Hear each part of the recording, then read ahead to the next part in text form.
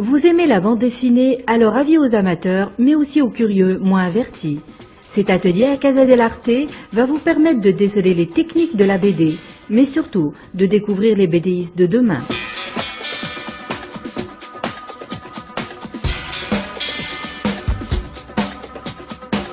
Nous allons retracer ces étapes avec la complicité de Dr Saïd Bouftess, l'artiste, enfin connaisseur des royaumes fantastiques de la BD, nous confie son projet avec la participation des passionnés du dessin.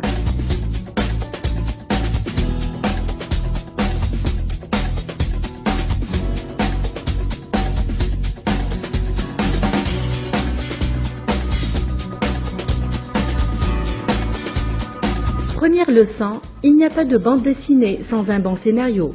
Les artistes en herbe en sont conscients. Une fois que la trame et la psychologie des différents personnages est effectuée, les dessinateurs doivent faire le découpage précis de l'histoire qu'ils ont imaginée, vignette par vignette.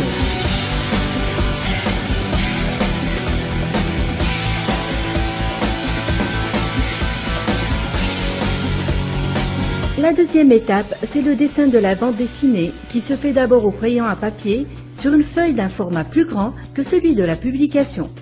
Mais au préalable, les dessinateurs font leurs recherches graphiques concernant chaque personnage et chaque élément du décor qu'il placera dans son dessin.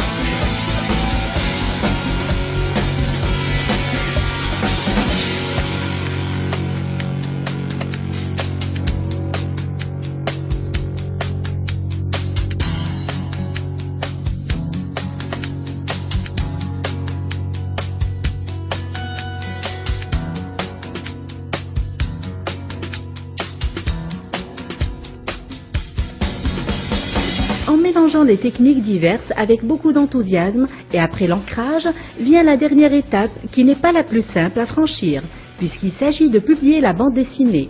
Pour les artistes en herbe, la tâche est réussie puisqu'ils ont pris la peine de raconter l'histoire par eux-mêmes.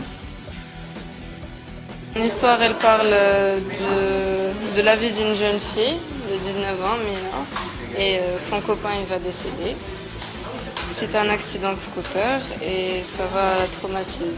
En même temps, elle, c'est une fan de rock et de guitare et elle va créer une chanson à partir de ce qu'elle va vivre.